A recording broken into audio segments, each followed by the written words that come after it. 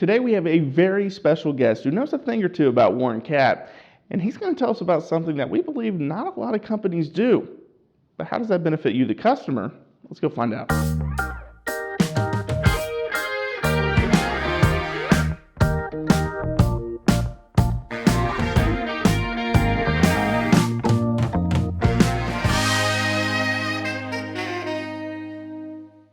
Hello, Ms. Nelson. How are you doing today? Good to see you. Well, this is Jim Nelson, our president and dealer principal. So kind of tell us, how long have you been here at Warren Cat?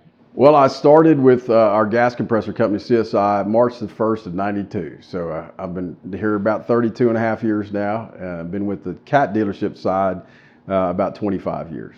Yeah, so since you've been here 32 years, you've probably seen a lot of progress. Talk about that a little bit. Well, when I started, we just had West Texas Cat. Our territory was just in West Texas. We had 87 counties in West Texas.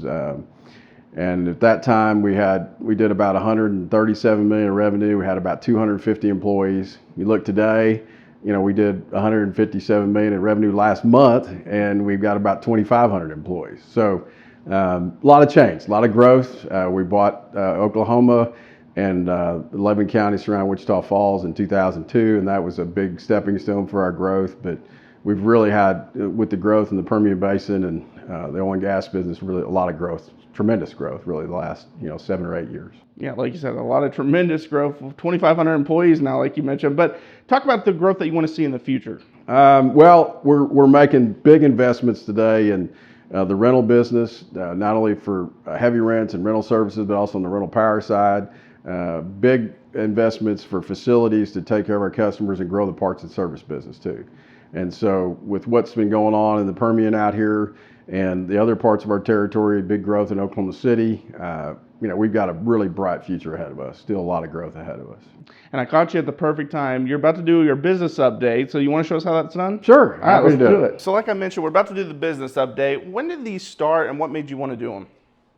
Wow, they started a long time ago. I used to do a business update meeting at every location at least twice a year. So we used to be on the road a lot, and it was fun. I loved going out and seeing the employees' faces and react to how some of the things we put up on the screen. And it gives me a good flavor of what was going on out there in the business. Today we just do one broadcast or we do a video. That's cut down on some of the travel. I still go out to all the big 6 locations, twice a year at least, and then we started doing these huddles in the stores, which I think is great too. Again, get to see the employees and try to get to see everybody when I'm out. So it's been great. Yeah, and why do you think it's so important to be transparent about if we have decreases in things or even increases in things, just about everything that's going on? Yeah, we can't execute on any of these things without great employees, and they've got to be informed about what we're trying to accomplish. We make commitments to Caterpillar of certain things, and we make commitments to our customers, and I think the more our employees know and can connect what their job is to the overall, what we're trying to achieve as a company, the better we're all going to perform. If we're trying to improve on customer loyalty or the customer experience, we got to tell them what ways we need to be doing that so they can be a part of that. And without that, the executives, we can dream up all these great things, right? But we can't do it without our people executing on those. So we've got to educate them on, what we're doing and why. And the big part, I think, is the why. Why are we doing this? And so they can understand and then connect.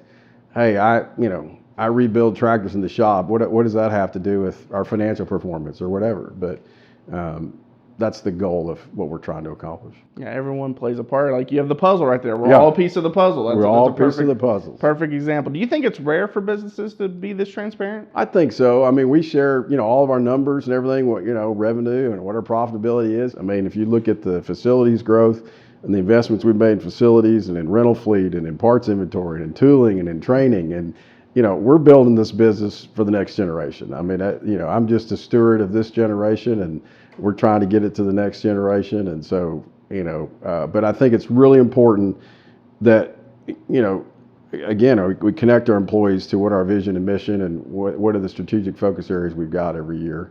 And a lot of companies don't do that, They don't want to share information. Well, I don't know. I don't think that's a successful formula. So Yeah, absolutely. And I got a sneak peek of the presentation, but talk about all the stuff that goes into that. How many months or how long does the planning go? every year we do a strategic business plan at the beginning of the fiscal year. We spend about 2.5 days at the ranch and really focusing on what are we going to do to improve this year? What are the different initiatives? And when we look at a lot of data, we look at our employee opinion survey, we look at our customer loyalty scores from our Daniels group, we look at data about market share, all those types of things, and we say, okay, what are we going to focus on this year? So we come up with some strategic initiatives, and those are part of the areas for each part on the strategy map. If you remember, we've got employees, customers, Caterpillar, and our shareholders. And we try to come up with those ideas that fit into those areas to improve and achieve those strategic goals on the strategy map.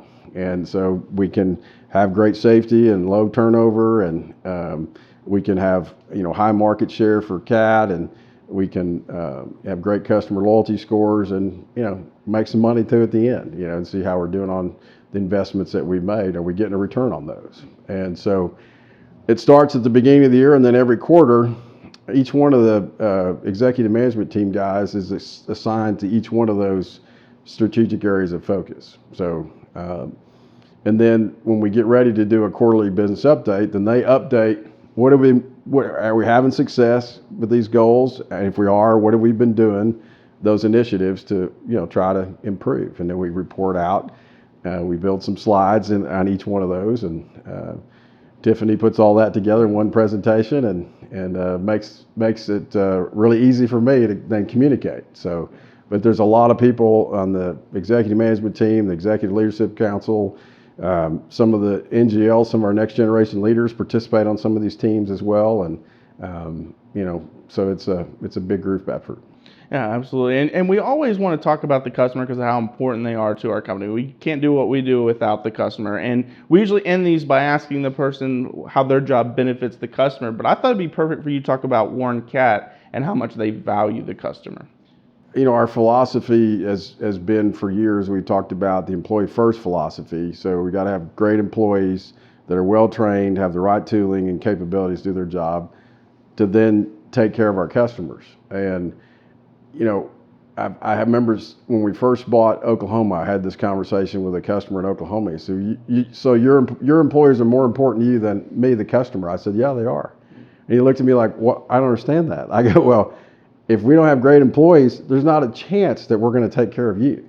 And so we value your business tremendously, but I've got to take care of my folks first in order to take care of you. And so that philosophy's worked great for a number of years, and our customers, seem to benefit by the great people that we have around here. So, absolutely. Well, thank you so much for talking to us today. All right, enjoyed it. Yep. Thanks, Jaron. Thank you.